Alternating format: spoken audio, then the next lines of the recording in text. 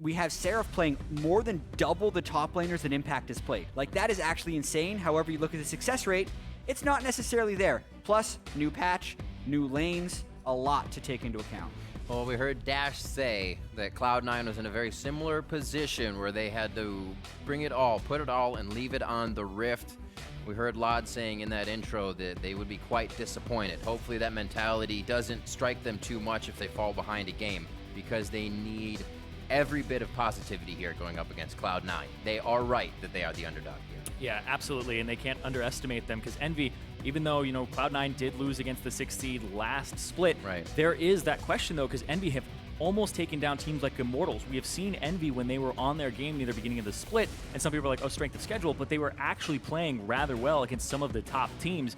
They could get back in that form, and that's the question. What have these 2 weeks of practice gotten them? So far, it's gotten a lot of focus on the mid lane for bans, and a little bit of the top lane focus with Shen and Gangplank, but a first pick priority, Tahm Kench for Cloud9. I was going to say that there were not many surprises so far in the draft phase, because the bans all seemed like some of the highest priority champions on this patch, save for the Cassiopeia, which has been something Jensen has had a lot of success on. But then that first pick, Tahm Kench, it's the third most picked top support on this patch, rather. But really not something you see first picked off. Yeah, especially in North America. It's been very popular in Korea. It's been like hanging around for a bit, but that is really surprising that they unclogged the frog here. And that's like, are they going to play some type of hyper carry for Sneaky? What are they going to do with this pick? Because it enables so many things in your draft later on. It'd be interesting, because they usually have Sneaky off in a side lane now. Does that change with 6:15 and how C9 approaches the game too? Yeah, well, as far as the approach on the game, one of the other reasons that the support Tahm Kench has been seeing play is because of its global pressure. The reduced channel time on the ultimate from Tahm Kench really allows you to make a lot of ganks. But aside from that, the rest of C9's draft does look a lot like power picks. Yeah, this looks really good coming through here. I like that the fact that the Sivir was picked up for Envy and the Ashe comes through, range advantage in that 2-on-2 lane, which we are seeing more and more of, and pick potential as well for Cloud9, which is how they started getting back into the split in the middle, where they were like, all right, let's play these Bard, Ashe compositions, let's make some picks, and see if that works out for them. Well, the diverse champion pool is coming in pretty strong for Envy right here. The fact that game one of possible 5 is he can go mid lane or top lane. Just in Europe, in the previous series, we saw Kennen picked into the Gnar as something that can work, because the burst with the Proto Belt can be so immense. That could very easily be a Seraph champion. He has more unique top lane picks than anyone else in the North American LCS. Absolutely. This is something I've been seeing you playing a lot with. Oh yeah, I've been playing a ton of Kennen top. Kennen is actually very powerful. The teamfight presence, the changes to the ultimate. Kennen was actually disabled for the last 2 patches, and it was catching on at the time, and then it got disabled, so we hadn't seen it in pro play. Now it has some wave clear with the Proto Belt like you were talking about, so one of the weaknesses of the champion was covered up, and now it's just this immense team fighter, which is something that Envy will love, and oh my god. Well, we'll see how they put that Kennen on the attack, but C9 strikes back as well. The Rek'Sai pickup fell all the way down to a 4th pick for C9, but the Syndra as well locked in for Jensen. And this is why you can put a lot of your historical split pick ban prep and kind of throw it out the window right here, because looking at these team compositions, we played 44 games for Cloud9 and 42 games for Envy, and not once did Cloud9 pick Tahm Kench, not once did they pick Syndra, and not once did Envy pick Kennen. 3 unique champion picks already in the first game of the playoffs. Yeah, and even when you look at the bans that were coming through, Vladimir and Lissandra, most banned champions against Envy, neither of them are banned right now against them, and it's not like something picked up first round. So priority is definitely changed on this patch. We'll see what they end up doing here, because that could be mid, could be top Kennen. I think they just pick a power pick mid here and try to counter that Syndra. I think specifically because the Syndra's there, they're not going to put the Kennen into it, but the Lissandra does make a lot of sense. As you mentioned, it was banned 48% of the time against them during the regular season. They can pick it right now, and they can flex it wherever they want. Either of these champions can go to either solo lane, and they have until 20 seconds to make their final swap. I think they hold it like this, and then they swap it. There they go. Swap it back again. Do it one more time. Back and forth, but still, I think that the Lissandra is definitely the better matchup here. Yeah, Lissandra so has great wave clear and matches the Syndra. And I think these champion selects also set us up for a lot of team fights, Riv, because there's a huge amount of initiation on both sides. Like, there are crowd control or initiation aiding abilities on every single player. So that could not even be team fights. That could just be picks and fights all over the map. Yeah, and I love that Cloud9, they have a little bit of a pick composition with the Syndra and the Ashe, and they have ways to actually get people out of position with the Tahm Kench ultimate. But then you look at EnVy's comp, it's just team fight through and through. They want to run at you, they want to engage, and that's been one of the things that EnVy have needed to kind of gravitate towards because their teamwork has been all over the place, and it's much easier to execute on these types of compositions. Well, you love it, chat. Zyrene, you love it. There's a lot of love in the air, so you better head over to Twitter, share your love as well, make your predictions, tweet hashtag C9win or hashtag EnVyWin for who you think is going to pull out of this quarterfinal matchup. We'll tally your votes and check back in a few minutes. What a way to start things off. Like Jad said, not how we expected. And with even the new patch of 6.15 now being implemented into the NALCS play, we're going to get even more different play once we hit the Rift. So you were talking about big level 6s. Those are going to have a huge impact if they're starting to rotate around for those first turrets at that level 6 as well. We're about to be on the Rift. It's Cloud9 versus EnVy in our first matchup of the quarterfinals. Yeah, and what I also find very interesting about these drafts is we're most likely to see standard lanes. It doesn't guarantee that we see a standard start. Absolutely. As in the Korean semifinals, we actually saw a very early jungle invade, and they were just able to kill Blank when he was starting his jungle in the KT versus SKT series. But we also have melee supports on both sides, which means that they could have gone with something like a Soraka and tried to play a stronger laning phase, but they didn't because they wanted the utility that these tanks bring, and they think they can get away with the laning phase. Yeah, and I think that both of these supports actually bring so much to these team compositions with the pick of the Tahm Kench and also the team fighting prowess of the Braum. There are a couple things here that are a little bit different. When we look at a patch that comes through that makes you play standard lanes, this also means your jungler is freed up. Proxen's freed up, Meteos is freed up. They're level 3s. I'm really interested to see what happens here because the Syndra kind of shouts to me that level 3 gank may come through here in favor of Cloud9. Yeah, and you see Ninja has the teleport, so he has no cleanse if Jensen would be on the money with his stun. I think that's a very real possibility. Sneaky too. Even beyond that, I do feel like the Rek'Sai has become the #1 jungler on this patch because of the Tiamat rush, which can just accelerate your jungle and give you more overall jungle pressure. All of that is yet to be revealed, obviously, and we're seeing both junglers start on the same side of the map, so there's a good chance they can meet up. And speaking of meeting up, Cloud9 gonna get found out there. Nobody's gonna start on their buff, or I guess their camp. Yeah, I think that was basically just, we're going to see a lot of these little mind games as the dual lanes start, because if one team can get a camp and the other team doesn't take a camp, it's a huge lane advantage. So you'll either see both teams taking a camp or one team invading to prevent the camp start for a dual lane. Looks like junglers are going to end up both on that bottom side here as we start off, so we may get a little bit of action. Also seeing a lot more teleports for those top laners come in lately due to that action being in the bottom lane at a possible level 6. It doesn't look like anybody's going to gain too much brush control right now. Smoothie and Hakuo just trading back and forth here. Tahm Kench is so good into other melee supports. Yeah. Because he's just going to get eaten right up if he goes too far forward, but you got to make sure. Sneaky's trying to farm waves here. Smoothie's still trying to fight. A little bit of miscommunication, or rather Smoothie got himself caught out as well. But Meteos is coming down right now. He's at that Scuttle Crab. Meteos has done a very interesting route, and this is going to differentiate him from Proxen. He's actually gone with 3 small camps into Scuttle Crab, so no buffs as of yet. Really heavy on experience, but not huge in combat power. Just make sure he gets river control. We've seen a lot of junglers do modified routes to get the bottom lane Scuttle Crab before the other team. This time, Meteos gets it uncontested, and even though the supports were trading very heavily, that's why they bring 4 biscuits to the lane. They're most likely just going to use a bunch of health pots, and we'll get to see if we do get an early gank. Proxen saw the Scuttle Crab, realizes he can't go through the river. Yep, and that actually stopped him from going over there. But Meteos, because of his level 3 route, there was an opportunity to go bottom, but it looked like he wasn't completely informed of wards or anything like that on the bottom side. Doesn't decide to take the risk and instead goes for the kind of the standard play there and just the easy, safe route. More farming it out.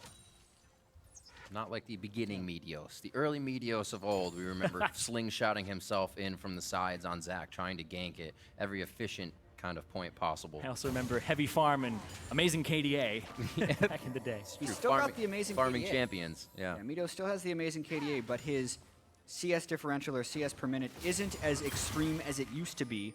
His ward stats are definitely up though, which will make it interesting to see if he goes with the Sightstone, which was the Rek'Sai strategy earlier on in the split, or if he goes with Tiamat, which seems dominant right now.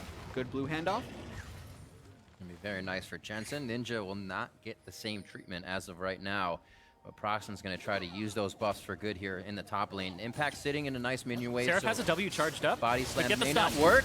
Electric Surge goes in. They do get Impact on a hit, but he's able to hop out. Do they go into the turret? And the final attack is not a passive one from Seraph. He doesn't get the Thunder Shuriken in. Yeah, they layered the CC there a little bit too hard. Proxin went for the body slam flash. Yep. Maybe could have walked up, gotten the slow, and then gone for the body slam flash afterwards. But still, layered those double stuns. Got the flash. Get the flash, though. Now, one of Impact's flaws earlier in the season was a little bit too much greed in lane. This time he gets out of it, but now without his flash and without his teleport, he's going to have to play very passive and most likely give Seraph a bit of a lead in the lane. Let's see if he's willing to do that, knowing that at least his mid laner in Jensen is doing well, and overall the team will be okay. Impact, though, does like to greed to try and stay in the game. Could happen. I mean, he could pull off a pretty good Gnar move. Can never put it by this guy out in the top lane. A previous world champion still has a bit of those under his feathers to use. So he had to use his teleport to get back. Seraph decides to trek it out with Kennen. You actually get a little bit of a leeway here with the Lightning Rush to continue running back. I love that he's maxing the W first. It gives him a lot of wave clear. A lot of people will max the Q, and it's kind of a trap because you have to land the Q to actually do the damage. The W increases your auto attack trading in lane, and then you also get the wave clear a lot earlier than you normally would and get that break point. It's a nice cooldown as well on W. You can almost use it twice before storm marks start to wear off. Once you get some CDR, which is now in Kennen's build. It wasn't previously, but Abyssal Scepter, Zhonya's Hourglass, Protobelt all have CDR, which he didn't have access to before. Good to see him back. I like it. Still has that teleport ready. Remember, 6 is a big thing we're keeping an eye on here. The bot lane's a little too low for that, while mid is actually hitting that number right now, so we may see some action in that part of the map. But as of these standard lanes, things seem to be going slow. It doesn't look like anybody wants to put themselves in a dangerous position. That's why Meteos is warding up, doing everything very methodically. Already gets some decent wards in the jungle of Envy. Has a pink ward that he can place later, as well as securing the Gromp. So he's really trying to take control of that bottom side, but it is also going to be not having control of the top side. So maybe Proxin decides to go for a repeat gank, and if that happens, Meteos will need to make that control on the bottom side count. Exactly, and it is a flashless Gnar. It is an Kennen with ultimate and flash. Gonna chase him down. Oh, he gets out! Oh, he doesn't go for it. Oh! Wow. Then Proxin smacks a minion, so failed gank there. I'm very surprised that Seraph decided not to blow his flash there. You can actually cancel the animation of your ultimate if you ulti flash. I'm very interested as to why he didn't blow it as well. Moving on, though, Seraph and Proxy move out of that kind of without getting anything. Gonna see the revolver first buy for him. So Impact did catch up on CS. Now he's avoided 2 ganks. Where's the extra pressure go? A good fight in mid lane. Glacial Tomb going on to Ninja. He heals himself back up a bit, and Smoothie's gonna chomp him up to safety. Whoops. I was gonna say whoops. Yeah. But they're safe. They're good to go. They get that teleport too, and that was one of the advantages that Envy had. They had teleport and flash advantage top lane. They don't make use of the flash advantage, and they actually squander their teleport advantage, which could have been a bot lane play. You see that ward behind Sneaky right now. Could have been a great one. Yeah, and this actually opens them up a little bit towards being vulnerable in the bot lane. Ashe being level 6 can trigger a gank pretty easily. Impact will have teleport up before Seraph does, and Ninjas will also be on cooldown when Impact is up. Not to mention that Jensen is usually being able to push in Ninja, so if there is a place that we're going to see First Blood, the most likely thing would be bottom lane on either Laud or Hakuho. It looks like it. The wards are getting placed in 2 pings, one in front of and behind blue, right where the mid banana brush is. It looks like it says, let's get a turret, maybe a kill, and dragon after that. It's 8 minutes in. It looks like Meteos is starting to put a little pressure mid here to see if they can catch Ninja off guard. Yeah, Cinder Hulk start for him. Looks like he's going to rush the whole thing with the Bomby Cinder. No Tiamat start. May go for the Sightstone. The old boring I don't like it. build. I like the Tiamat build. I think it's superior. You farm so quickly, especially with all the counter jungling he's trying to do. But he has a little bit of extra health, and can they steal the blue? Nice. Well done. Well done. Woo. Smites it right before Jensen throws it over. Great communication there, and great actually getting that buff to Jensen. Gone are the days that Meteos is not willing to give over a blue buff. Now he's smiting it to secure it for his mid laner. Things change. It's like Froggen said when I asked him the question, when you plateau, how do you get better? And he's like, sometimes you got to give things up to get better for Streaming other people. changed. Also, he's on Rek'Sai, so I feel like that helps a little bit too when he You doesn't got a good need point. it. You got a good point. Yeah. Coming up on 10 minutes here, not really much of a lead for Cloud9. Envy, I think the standard lane is kind of helping them here to not really put themselves in any bad spots, allow them like kind of just textbook strategics to happen here in the first few minutes of the game. It's when Cloud9, I think, and we even saw in Europe and other regions, when they do start to decide to swap maybe after a 78-minute mark, where you can start to throw the game off. I feel like both actually want to stay in standard lanes, though. Right. I feel like the bottom lane feels like they have pick potential. I think Envy also feel like if they can catch the Ashe out, then they have a good chance too. But speaking of catching, Proxen. Nice cleanse. One after the other. Quick scatter is going to save Jensen there as the arrow comes flying. Oh, but bottom lane. by. Friendly arrow. Yeah, there's a Rek'Sai in the top lane, so that's not where it's happening. Basically, it looked like Envy was trying to get aggressive when the arrow got shot through the mid lane, but that's why Jensen brings cleanse, and that's why he has Magic Resistar ready to try and lower the threat of such ganks. I'm seeing actually really reserved play here from Proxen. Body Slam Flash at the start was a little over-aggressive, and now this. Not a level on Meteos, but Still has to run. Small things like this could easily sway the game in a direction that you want. Now that's Meteos having knowledge. He can kind of dip set wherever he wants to on the map. Make something happen, especially with that Void Rush up. He may just choose to keep farming.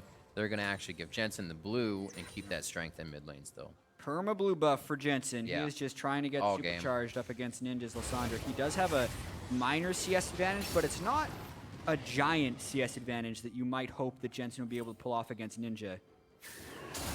So I would actually have to credit Ninja for this lane based on the fact that Jensen has just been fed blues. He got a blue at 4 minutes. He got Ninja's blue at 7 minutes. He's got his blue back again at 10 minutes. Like, this is a lot of stuff that Ninja has to deal with, and he's only down a dozen CS. Also bringing a matchup. I mean, this kind of goes for both of them, however much Jensen plays against Lysandra, but when's the last time Ninja's really played against a mechanically well-prowessed Syndra, right? Jensen's going to be able to throw that damage in there, kind of get a few tricks of the trade in that he's learned over the past week of practicing that. Yeah, it's always different, too, when you play against somebody who's playing it solo queue versus playing it competitive. Yep. They're always going to play sometimes a little bit more reserved than you think, and they're going to just wait for those perfect opportunities instead of jump at every one of them. Yeah. The Proto Belt finished up for Seraph. And I also like that Ninja's going for the Abyssal Scepter to help out the Kennen in the top lane. That's true. They're going to synergize once these fights get together. They have LoD to get everybody into that fight as well. That's going to be great for Kennen's or Seraph's speed once he actually has to initiate. Yeah, if we look at these teams, because of the two big AoE ultimates that Envy has and the Sivir, they might have better team fighting. C9's going to have to be able to find the picks. This could be one. Bounces him back. There's the W. Follow-up. Meteo should go down here, but he's able to flash out. Jensen providing enough cover for the team. Seraph very close to being able to flash Maelstrom into this fight, but he decides not to. Yeah, they end up getting the flash from Meteos, and they get the teleport from Impact. So once again, Envy now have Summoner Spell advantage in that top lane. And still Body Slam Flash available to them. Our first blood probability predictor is now changed. Yeah. There's 2 teleports on the board for Envy and a flash on Gragas. So really, wherever they would want a double teleport. Now it's just one. What? Ninja wants the CS. CS teleport right there. I feel like he wasn't going to miss much either because Surprising. Jensen's just hanging back too. Yeah. Well, at the same time, Jensen hadn't recalled, so Yeah. now he's got to stick around. He's actually probably going, why did he TP? That's so weird. Seems like a play you would only do if you had some pressure around you. Yeah, if Envy could get a ward in the bottom lane that isn't swept out, that's one nice thing that the supports are already on Sweeper because they know the potential for teleports coming in. But either Lysandra or a Kennen teleporting in behind Ashe and Tahm Kench would probably be a kill. Both supports, I believe, are out of wards right now. So even with that recall that's coming through, I don't think Hakuho even has one to throw down. It is pretty interesting looking at how Seraph and Ninja both will work against the Kench. Pretty much freeze him in place, and it doesn't matter if he eats up Sneaky. He kind of loses out in that situation anyways. Mountain Drake, I should say, still hasn't really been anybody's plate just yet. They want Jensen. And it might just happen. There's the hit. Back and forth. Jensen cannot even move from that crowd control. Yeah, had cleanse, had flash, but still, it's too fast to actually react to that. And they knew that Seraph had actually roamed because of that ward in the Tri-Brush top. So Jensen, even at his turret, still got dove, wasn't expecting that. Yeah, a lot of that credit goes to Proxen, but then also the fact that Seraph had been able to get enough pressure in the top lane to make the roam mid lane. Like, that's not really a kill you can expect Jensen to avoid unless he was actually just foregoing all CS at his turret. Yeah. The biggest thing is the Gragas snuck in. They were pinging him, actually. They said, I think he's here, but Meteos couldn't make it in time to defend the gank, and Jensen is gone before Meteos can react. Now you know when Ninja teleported. No, I'm just kidding. It all makes sense. Let us all come together. It's like watching Memento the second time. Full circle. Or So fourth time. the Dragon does go over to Cloud9 after Envy back to spend their spoils of war on Jensen's first blood. So Cloud9 come out okay on that. Jensen's still going to be all right in the mid lane, and now warding up a little bit more. Yeah, I mean, a big fear will be Seraph and whether or not he can snowball now. With his Protobel's complete, he's got a lot of magic penetration. There's a little bit of magic resist on Impact Snar, but the potential teleport plays and the Kennen team fighting is scary for a relatively low mobility damage-dealing core that C9 has with Sneaky and Jensen. Having to deal with Lissandra, Sivir, and Kennen is going to be tough, especially since we're 15 minutes in, and C9 hasn't generated any picks. Yeah, and I feel like this is one of Envy's biggest strengths is backline disruption from their top laner and their mid laner. They've always played that dive style, and they've always wanted to get there, but look at this. This is actually really big. It's a hugely underrated amount of gold. Watch this. They Whoa. give all the local gold to 60. 650 gold? Seraph got 400 for first blood. The first turret gold, not to mention the local gold that the other turret already gives. Right. It's over 1,000 gold for the team, but 650 individually for Sneaky. That's actually huge. Yeah, basically picks up another kill on what he would have previously on actually taking down a turret, which was 400 gold before. He had 1,000. Now he's got 680 after that in a few farms, so he's going to be completing his items quite quickly when he goes back. Cloud9 likes to sit on a bit of gold, though. They play that safe enough, so it's a situation they can play around. Bot lane will, however, get that money spent. We'll see what they come to the table with. Impact has started that Frozen Mallet in the top lane, so Seraph can't get too far ahead. He's hoping to slow that snowball down. Ooh, Proxen's actually trying to sneak to the top side, get some vision of Meteos, give some cover to Seraph. They know where the power has to arrow down the mid. Yep. That is everyone's feeling when that arrow happens. Except for Ninja. He's Not pretty Ninja. happy. It's like, it's a different type of side. Very tough one to try. Also with blue buff, Jensen probably take down Ninja in that situation if he wouldn't just kind of glacial tomb him and walk out of it because he still had the cleanse. So whether he's killed, he's pushed out of lane, even if he does not die. So you can see C9 trying to do little things. Even if he's not dead, we still get lane control. We can push up. Their wards have died out on the side of Envy, so they're a little bit hesitant now just to farm the lanes. Yeah, Proxen actually just safe. walks through mid and gives himself up there. I'm trying to see what he gets out of it because giving away your position as a jungler leaves your lanes open to pressure. Woo. Woo. Yeah. Once Gnar gets a Frozen Mallet, he becomes a whole different beast in lane. Gets you substantially more hyperprocs and increases your accuracy. Here we go, TK. Abyssal Voyage, one more hit. Oh, he throws Sneaky out for the boop shot, and he boops him. You get so little time to actually react to the Tom Kench ultimate. I believe it's like 0.5 seconds of actual warning to your opponent before you start coming through. And Ninja's not expecting it, blows his flash as well. And that was opened up because C9 was killing the turret in the bottom side, and actually they're getting a bit more pressure. The Frozen Mallet for Impact. Oh, he didn't pull aggro. What?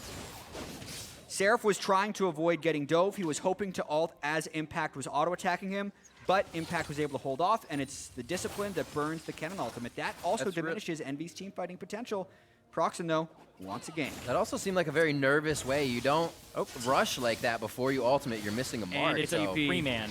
Seraph kind of misplaying that one. Proxen, however, they're going to make up for this here. Impact, he's actually going goal side to Envy's base. He's he trying may to buy just be time. able to make it for quite a bit here. Because they're going to get mid. He is going to be able to jump over wall at some point if he finds Hakuo or just runs it out. You're right, Zyrene, as well. Mid is going to go down, and Impact is giving himself up. So Cloud9, oh, he's still going because of Mega Gnar. It is a field day for C9 in the mid lane now, and #worth is written all over that. That's it. He gets the death, but all 5 people on Envy spend 20 seconds chasing through. Not worth the mid lane turret whatsoever. Cue the music. That's the top lane dream when you're getting camped.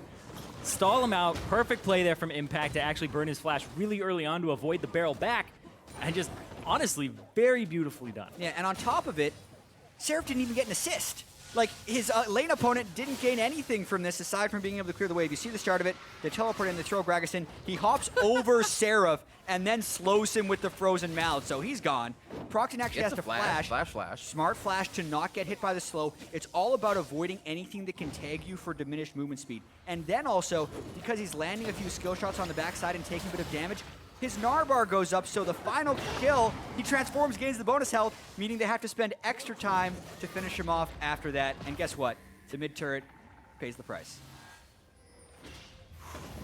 Wondered when the split was going to be. We had standard lanes for a while. Who was really going to attempt the first thing? And they kind of looked before they leaped on that, and Envy leaped a little too far.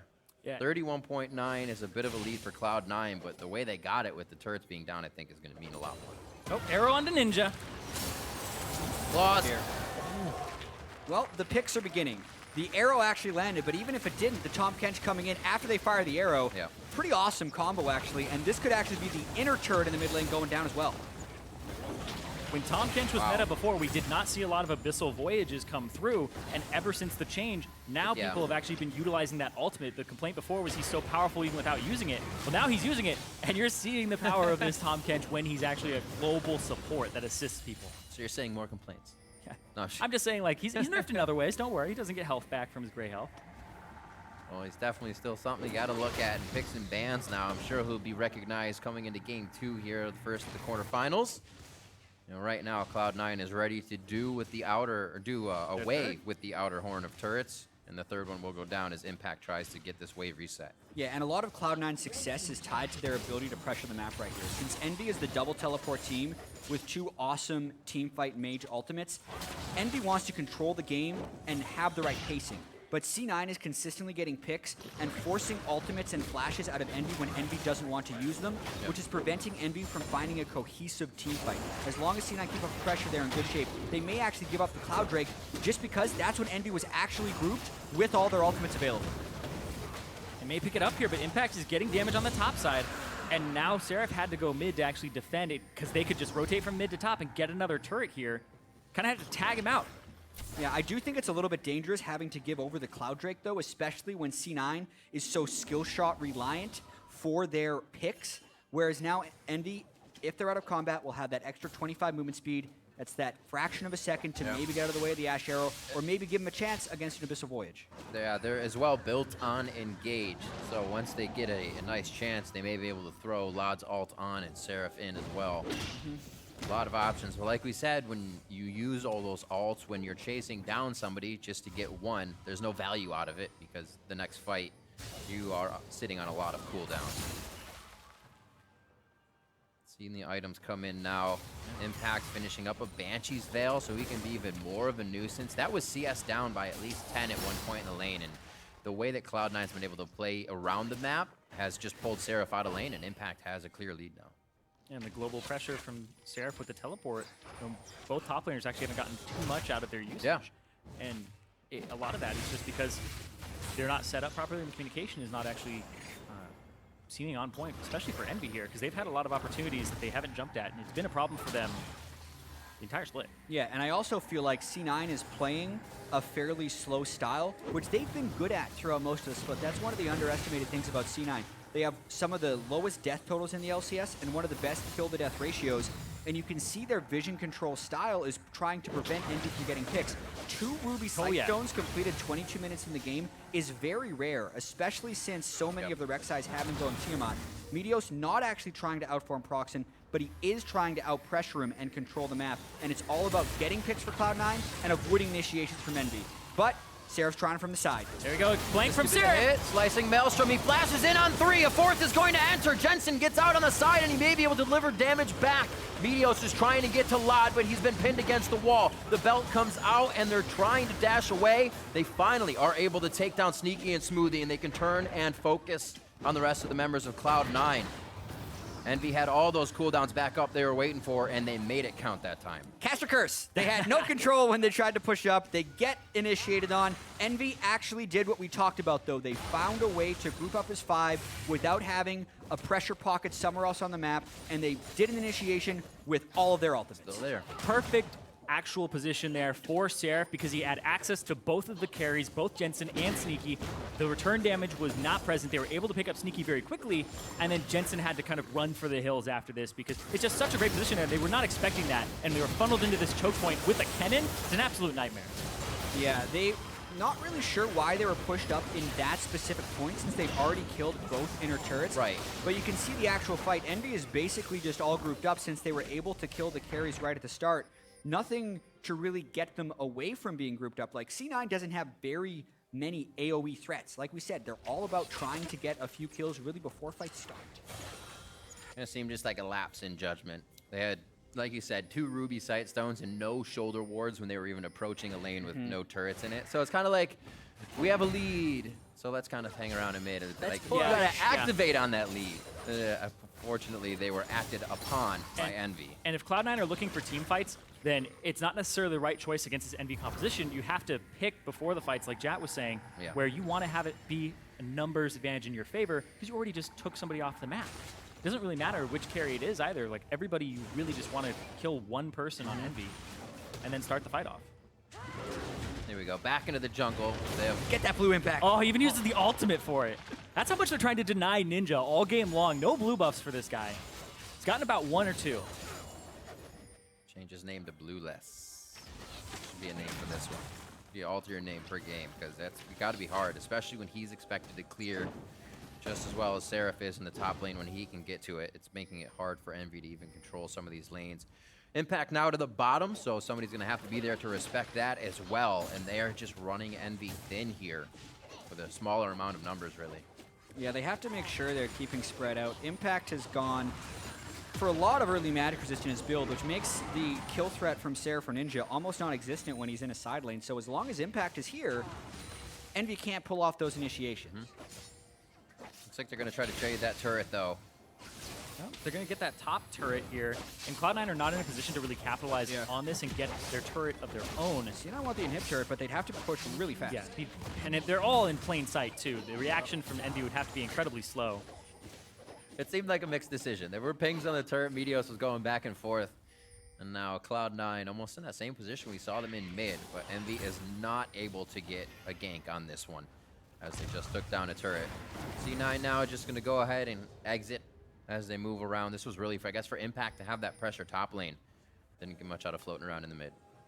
Definitely not, and they can't even get full control of the Baron area because the Scuttle Crab had already been completed by Envy. So I do have to credit Envy for kind of sticking around in this game and only having 4 deaths against what is such a lethal pick composition from C9.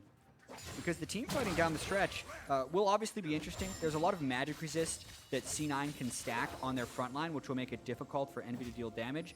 It is also good for Laud that he has 2 of the kills, since that's going to be the thing that can push them over the top in the team fight. So even if C9's tanks can stack magic resist, there's not much you can do to deal with a full item Sivir. Exactly, and the Sivir crits would just come through and do so much damage, but you can see Seraph is already trying to itemize against the stacking magic resistance. He's going for that Void Staff next, and Sneaky knows what he's up against. He gets an early Hexdrinker on Ashe, 3rd item here for himself, and everybody's pretty much prioritizing that now, getting some early magic resistance. Smoothie going for that Aegis as well.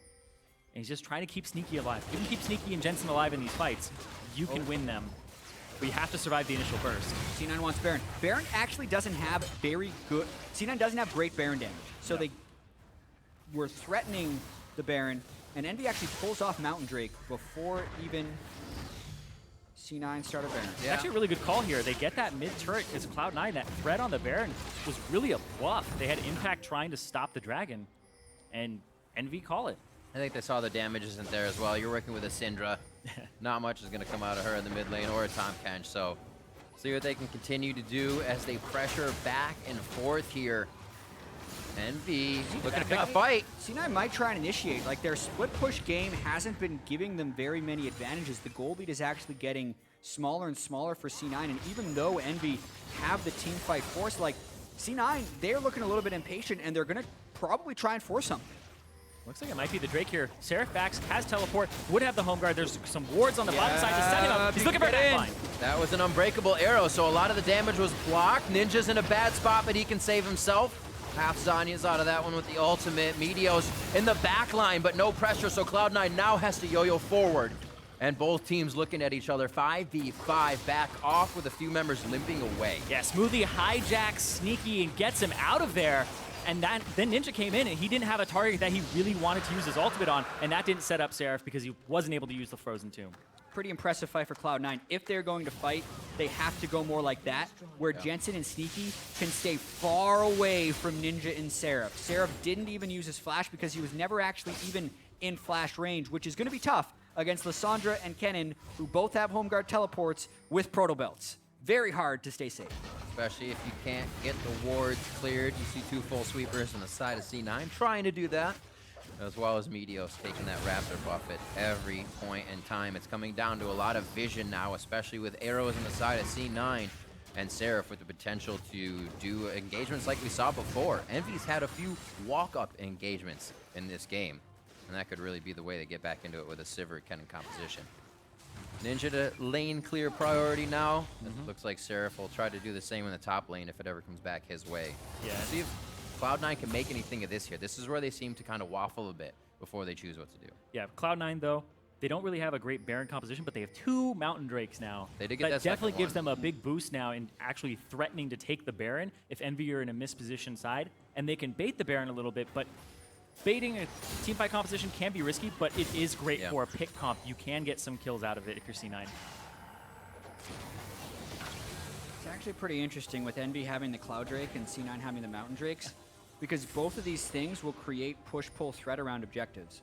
EnVy will be able to respond to Baron or turret pushes faster, but C9 will be able to take those things faster as well. So in a sense, they're helping to cancel each other out in power.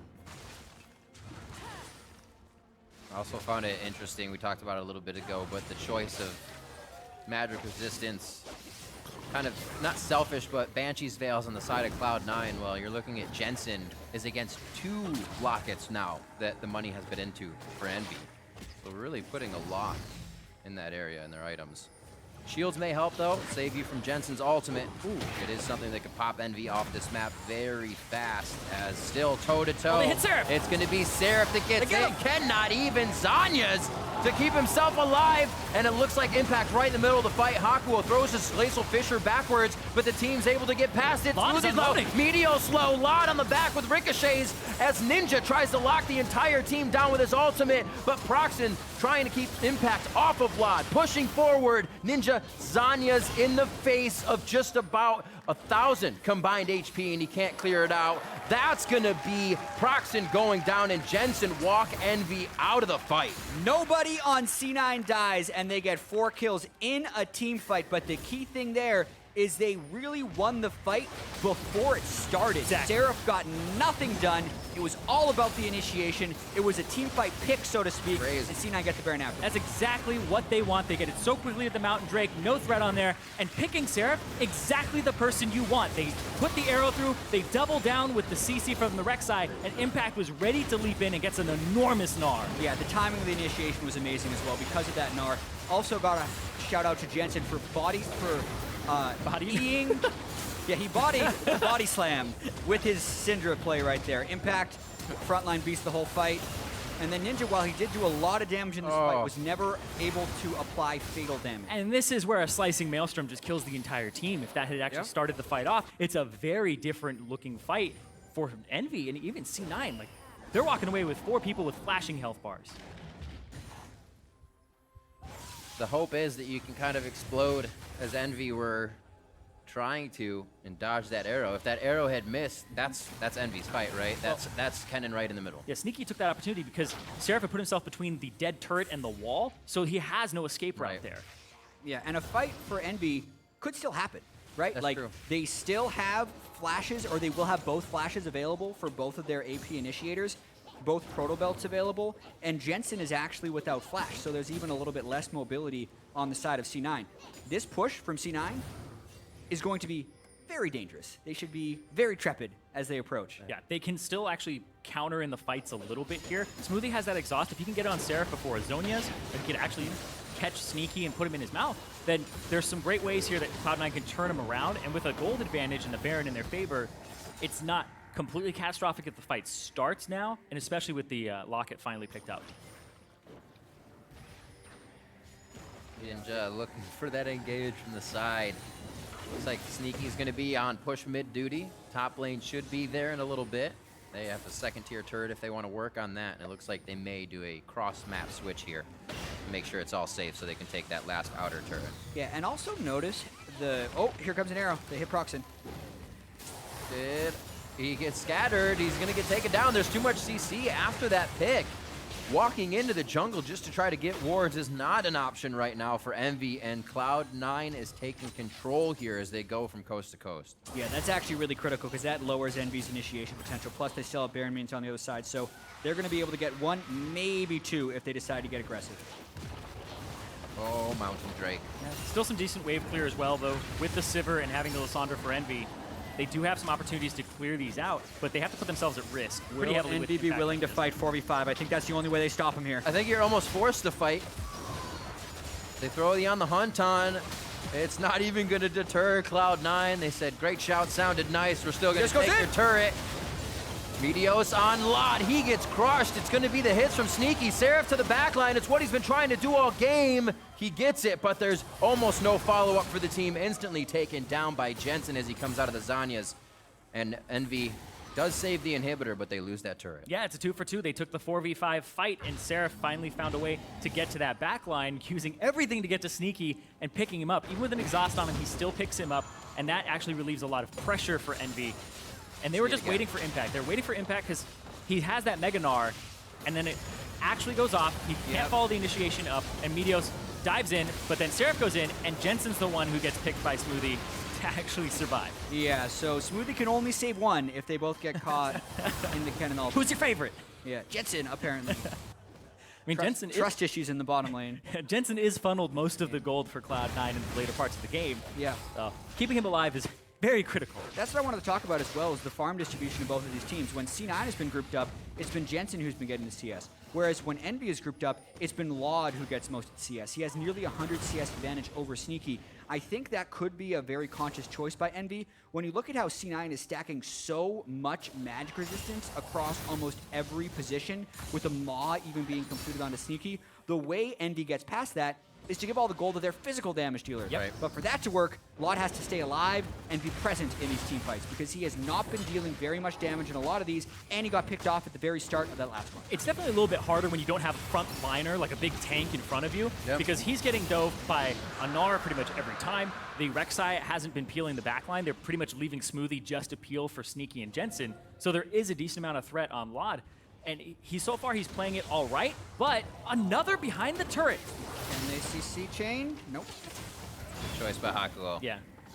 But you're right. He always looks for that. You're guaranteed a shot, or even more so if somebody's standing against the wall because they only have one place to run. It's away from the wall or straight along with it. Gotta stop doing that. So Sneaky always fires at the wall. Why not? It's a great shot. Yeah. C9 has a decent position to try and end here as well. They have double GA on their front line, and if they get a pick on Envy in the base, they could look to get a near insurmountable lead. They want to get 1 or 2 inhibitors down, but maybe they're just getting vision control for the Baron that's going to be up in a minute 40. They obviously still have to respect the initiation of the double proto belt, and very soon, when Laud completes his Bloodthirster, it will be a little insane.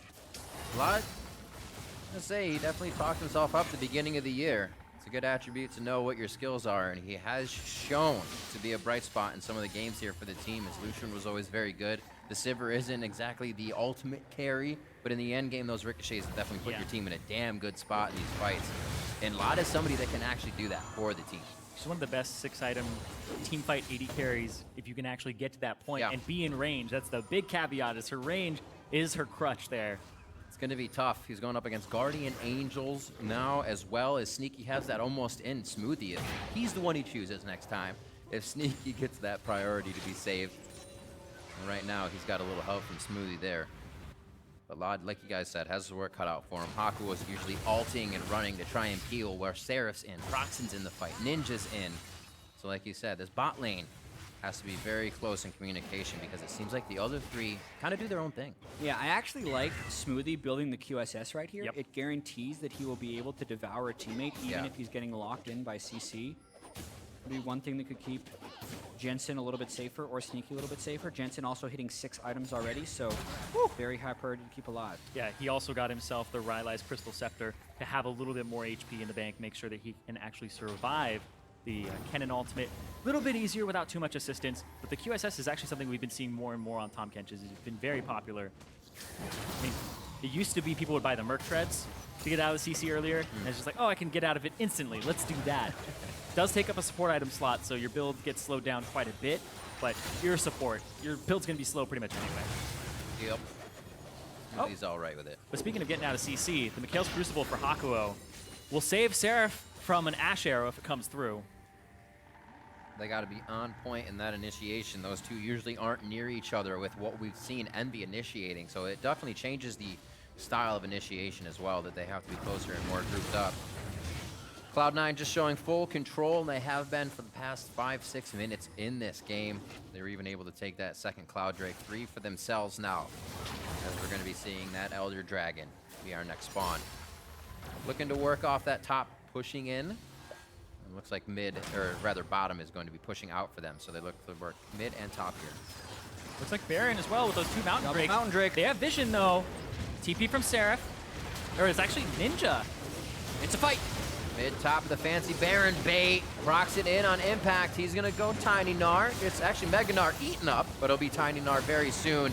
Seraph's getting kind of worse for the wear here. Hakuo goes down with the ult coming in from Jensen. Smoothie's very low, pops his shield, stays alive. Slicing Maelstrom continues through the Zhonya's, and Seraph looks for the backline. Ninja makes it to the backline and takes down Jensen. And Sneaky was open for just a moment. That's all he needed for a kill, but then turned again on by Ninja. And EnVyUs is forced to run scared in the fight as Envy gets the composition of fight they want. And here they come. They were down in gold, but this can pop them right back into the game. Seraph and Ninja were so patient during that fight, and now EnVyUs would be tasked with the Desperation Steal. Maybe he can stop him. It's only 3 people on Envy trying to take the Baron. Let's see what EnVyUs can do. He did alert them with that Prey Seeker so they could stop damage and try to kill him. He doesn't even attempt to go in. His GA is actually, would be down, have to come back up, so maybe they're saving it for the fight. Yeah, I don't think he had vision to actually get in there through the Prey Seeker. And then, oh, it's just a big guess. Right. This is exactly what Envy want. This looks like a fight at the start where they're separated. Jensen was off on the left side. Jensen hasn't thrown a spell out just yet. He's going back and forth, and Impact has already taken more than half his HP. And then Jensen uses his ultimate onto Hakuo because it's the target nearby. That's exactly what they want. Exhaust comes down on the Seraph. He gets backline access. Seraph and Ninja need to kill the backline. They kill the carries, and Laud needs to kill the members with GA, and he's doing exactly that. And what's going to be really tricky for C9 if they are unable to avoid fights like that in the future is that was eating the Kennen ult through exhaust, and they still died. Yeah. So if they don't get an exhaust cleanly off onto Seraph and Ninja's able to follow up in the same fashion, especially if Ninja's able to complete that death cap, those become super fatal. Knowing that Jensen is already maxed out on items, knowing that Sneaky only has 1 more slot, probably going to have to go with the Scimitar, which is not going to maximize his damage the way he would like because it would be a build without an Infinity Edge. And it's really anyone's game, Riv. Also, kudos to Hakuo for the fast fingers on the Mikhails there. Laud was hit with Scatter, then an arrow, then he had to heal Flash out. And had he died, they probably would have not come out on top of that. And that's one of the craziest things in this game that leads into, is with the items built, you have to start choosing new ways to engage. There's Banshie's Veils. You can't go for the Guardian Angel guy anymore. You have to be more creative, and these teams are being pushed to the limit here in game 1. Exactly, because C9, normally your battle plan is kill Laud. Is it shoot the guy with the shield? It might just be. They go for Hakuo. Impact throwing back a few. EnVyUs not able to get a true pop-up, and Impact throws himself too far in. Laud is able to take him down, and Seraph moves forward with the Slicing Maelstrom. Keeps himself alive to analyze the fight with Zhonya's a few more seconds, and the team is battling over the wall back and forth. EnVyUs and the team getting popped up by the belly slam of Proxim, but it doesn't seem like any more kills will come through. Ninja does not take the claw, but it is respected as Cloud9 backs off. Yeah, Impact couldn't get the clean initiation, and Laud was standing strong in that fight to get a lot of kills. Envy's looking to chase. C9 is very injured. Not afraid to bite off more than they can chew. The Baron wave, it's coming right behind him. Why not keep going? EnVyUs, oh man, is looking for, I don't know what he's looking for. Getting a flank would be very ambitious. Yeah. Seems like the fights have been happening so fast that EnVyUs is left, almost turning left and right, looking for the next target to peel or help. Yeah, Oh! he's full tank Rek'Sai as well, so even if he gets onto Laud, at this point, he's actually just a teddy bear that can be life stolen off of. Like, he has no kill threat on Laud whatsoever. Ninja got hit with an arrow. He's gonna go through. Oh, the fadeaway hook. Yeah. In that previous fight, though, Ninja got a fantastic claw to get out. Impact had used his Gnar to throw him towards his team, and it still had that timer on him to be taking that actual E to get out. I agree. Sneaky's also sitting on 2,000 gold, so They love to do that. if he goes back and gets a BF sword, he's all in on trying to kill people. That's maybe he's been having issues getting through Haku and Proxen. I know one thing for sure is that Jensen would love to be able to unload his ultimate on a squishy, but he can't because he's either having to throw it at someone with the Zonias and doesn't want the balls to go to nothing, and doesn't want to get it, and then he never has access to Laud, so he's been killing Hakuo or Proxen.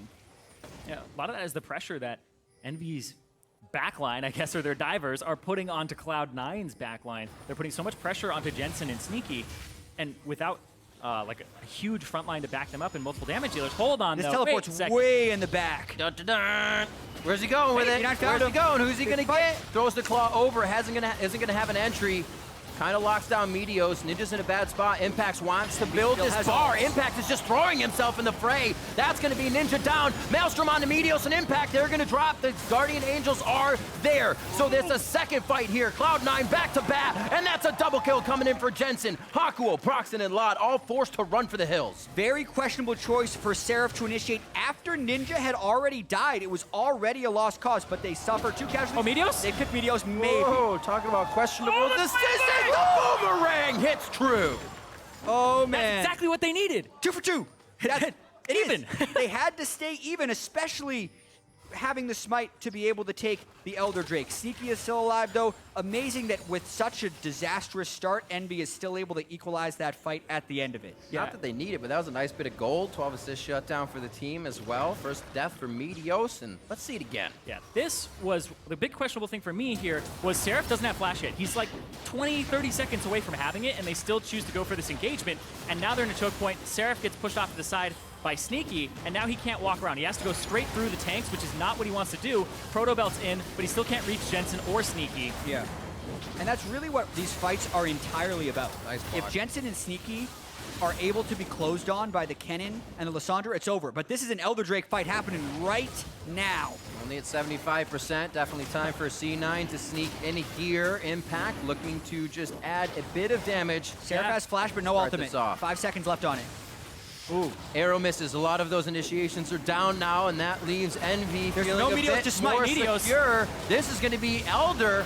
It's only Here onto goes the one Seraph. Cloud, but that is going to be a good fight now. Scatter the weak back. Seraph doesn't get the slicing Maelstrom in. Very fast fingers from Jensen to save the team from what could have been a big initiation. Ninja's going to take it. That's the one they want to go for, though. Even with the failed ult, they still go for number 2. And Envy strikes well this time. They're going to be able to take down 2. Laud gets a double kill, a triple kill for Laud as they pick up more kills. And with the minion wave in the mid side and a cannon, this could actually be game 1 going over to the 6th seed Envy. We have 60 seconds on the clock. They said they were the underdog, and they know it coming in, so they don't let anything to chance here. And Envy take it to the late game, just as they do every time. Sometimes creating a danger zone for themselves, but this time pulling through in a great fashion. Possible with 30 seconds left on the clock that they can take down the Nexus turrets. Their composition was completely fluid. They're going to try to kill Meteos, and that's going to be the game. One more onto him. You are correct. The Nexus turret goes down. That's number 2. And game number 1 is going over to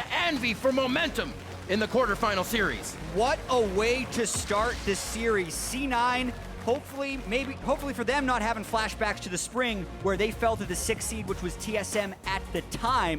They said this split was going to be different. And Envy, even though they were slumping towards the end of the regular season, ended at 8-10. They come together throughout the mid and late game. Love the fact that they gave so much farm to Laud in that game. Incredible. So he could hit his item breakpoints towards the end of the match and carry some of those late game team fights via damage with Seraph and Ninja doing the distract. I just think it's such a great composition for them, too, that fits their style. They give farm to Laud. He's able to farm those side waves. And then they have the divers there with both Seraph and Ninja. And Big problem for EnVy during the season was their draft. Sometimes their drafts were like, oh, we have a Kog'Maw in a composition that can't protect him, and they had a composition that could protect someone, and then they picked Ezreal. Like, these compositions haven't made sense for them in the past, and this one was perfect. I think the players were right coming in here. Seraph said it, a few others said it, that it's a completely different game that they're entering in here to come into the quarterfinals. A lot of things have changed. People have practiced different things, and we saw an abundance of that here in Game 1. Yeah, we saw 3 champions in this game that neither of these teams had picked during the regular season. The Tahm Kench, the Syndra, and the Kennen. And I actually think all of them were successful in their own right. It's just that C9, when they're able to pick people off, were never able to completely finish the game. They caught a few too many fights negatively, and EnVy was able to outscale at the very end of it, but an incredibly close game, and I can't wait for the rest of the series. I'm excited to get back into Game 2. So with that Game 1 complete, let's check in with the analysts for a deeper dive on that Team EnVy victory. Thank you very much, gentlemen. EnVy coming away with the first victory, but this was an exciting way to start our best of 5 here between our 3rd and 6th seed. We were saying that for most people, they're looking at this as a pretty lopsided matchup, but EnVy coming out in Game 1 and saying, we're going to put up a fight. We're not going to go down, at least without trying. But I want to hit Champ Select first because we had talked about at the beginning of the day how much of this series might be decided based on the mini meta of the series itself and the way that these teams adapt and draft within that meta. What are your thoughts here in Game 1? Well, what's interesting is I think that these teams play pretty different in terms of their champ pool. So I don't know if it'll evolve into this like we're both going after the same kind of picks, especially based off how Game 1 went. I think EnVy had the clear idea that they had a couple counter picks in their solo lanes, and Proxen tried to pressure those. The Kennen pick was one I was initially hesitant for because against Gnar, it's not like a smash your lane kind of counter pick. It has pressure, and you win the lane, but it's not like destroy. And Proxen went up there a couple times and used a lot of resources, but they didn't actually get anything out of it. Right. So I thought that wasn't going to be a good counter pick, but obviously by the end of the game, we saw that Seraph on Kennen's actually pretty good. We saw the usefulness of the AoE CC. Well, to me, one of the things that stands out is before in the regular split, we saw EnVy playing a more of a 5-man composition, lots of tanks, lots of frontline CC and damage, and now we see a very similar composition, but with a little bit more emphasis onto the laning phase. And while we might think, oh, they just had all the counter picks to the lane, I mean, just looking at it, the Kennen didn't really do that well in the laning phase. Lissandra is awful into Syndra. Oh my God, if it's a counter pick, this is it. Right. And then picking Braum into Tahm Kench, again, not a good matchup for winning the lane flat out. Sivir, of course, a massive late game carry. So I was thinking maybe it's more of a just wombo combo composition and just try to deal with it because they do have a lot of tendencies to build a more full AP composition. But this time around, at least they stacked a lot of crowd control and gave all the farm to the right member, Lod. So the fact that he was so fed and Sneaky took a more of a getting destroyed role and no farm from his team, his itemization was unable to deal damage. Which is interesting because we do see the Tahm Kench pulled out here in North America. It's been rather meta in many other regions, and we've seen it in that both in the support and top roles, but in particular used to protect those main carries. And in this situation, we saw the Ashe not getting the farm to necessarily put out the damage in those late game fights and having to be forced into a weird itemization based on the team composition he's up against. I think that just plays out to the way that EnVy was playing. You have double teleports, and while I thought that their use of TPs was extremely lackluster, not using it on TP advantages and whatnot, they were allocating farm properly. You can play a 1-3-1. You have 2 relatively safe champions in Kennen and Lissandra in the side lanes. You put Sivir in the mid lane. Pressure there, lots of farm. Now, now let's take a look at some fights here. We had mentioned the fact that EnVy being a little bit more pressure-oriented out of the jungle, both out-farming Meteos on the side of Proxen, but also out-pressuring in terms of ganks, right? We saw a couple ganks go up into the top lane, not necessarily get anything out of it. It's not until 13 minutes that we finally got that first blood in the mid lane when they transitioned the pressure. The game, though, didn't break open until about the 30-minute mark. We saw a very, very static game, very reminiscent of most best-of-5 game ones where the teams are really, sussing each other out. But this was the big fight that broke it open in favor of Cloud9. Right, so they insta-give the Kennen. You think it's a pretty free fight, and EnVy actually has a chance to kite out here. We see them drop this all and get a lot of good damage, but Lod's gonna walk into melee range of impact here and just get chunked out super hard. I think if EnVy played this fight a lot slower, they might have been okay.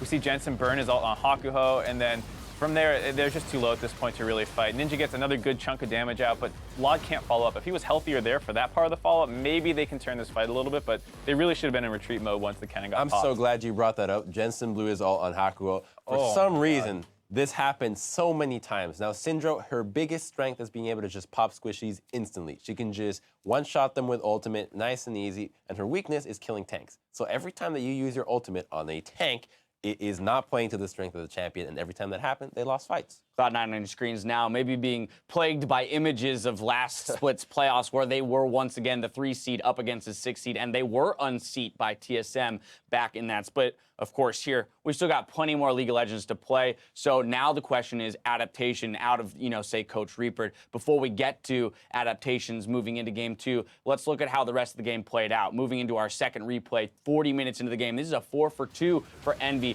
around the Baron.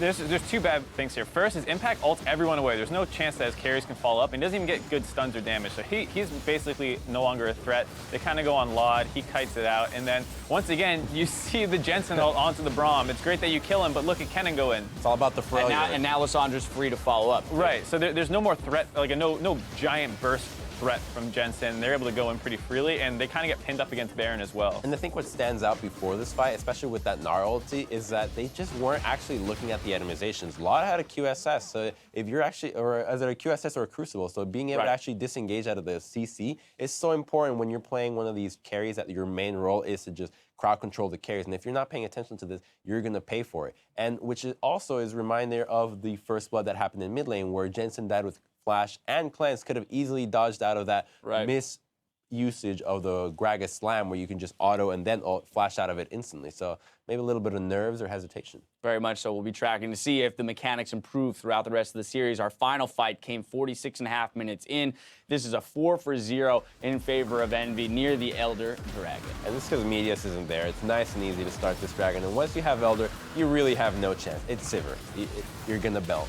And, I mean, Seraph AoE, it's the whole team's AoE, actually, if you really think about it. Gragas AoE, Lissandra AoE, Sivir AoE, the burn is going to apply to everybody. I think they had 2 dragons or something at this point, so it's not huge, but it's substantial. Yeah. And the fight's pretty easy to run through because they had pretty good access onto the Right, and C9 made their best efforts to wait out those cooldowns, those key cooldowns in the Lissandra ultimate, and using Lissandra's E in order to keep Kennen out of the fight. But as you mentioned, just the sheer damage increase off of ricochets, for example, on a Sivir, and her ability with her ultimate to close the distance, there was no kiting it all the way back to our Well, I think the problem was that Cloud9 fell too much into the game plan of Envy, which is just, we're going to just 5-man brute force fight you and beat you every single time, whereas you have the Ashe, you have the Tahm Kench, you have globals, you have a Syndra and a Gnar that can split push. So being able to play the game plan, use the arrows, and we saw just how effective the snowball was. Off that first turret, you go middle, bam, 2 turrets right off the bat. Why not keep doing that the entire game? It just stopped for some reason in the mid game. Would have liked to see them continue on that track. All right, best of 5 series means we're looking out for adjustments. We're going to see who's going to adapt better moving into Game 2. So with that, Envy has chosen red side. They've elected to stay on red side here, maybe perhaps still looking for those strong counter picks and strong lanes. But your guys' thoughts on adaptations moving into Game 2 from either team? You got to get rid of Sivir. Yeah, I think Sivir's a big one too. What's interesting is I think Syndra is very hard for Envy to deal with in lane in terms of their champ pool, but it was kind of hard to play Syndra in that game in terms of targets. You don't really want to ult Lissandra. You don't really want to ult Kennen before he pops his Zhonya's. Double Zhonya's. Yeah, there's double Zhonya's as well as the self-ult. Braum is huge. And Braum is a huge blocker on Syndra ult. So I think it was difficult to play the Syndra in the later game, but I think from the lead that they had with it, it shouldn't have shaken out that way. So I'm interested to see how the Syndra pick plays into the future games. Okay, so we're looking for maybe a Sivir ban or takeaway on the side of Cloud9. So either way, they're the ones that have to react and adapt. As they lost and they're staying on the same side, they're going to have to look for a new strategy. Team Envy has come out to an early lead in this series, but we'll see if Cloud9 can tie it up after Game 2. That hits your browsers in just a few minutes, so don't go anywhere.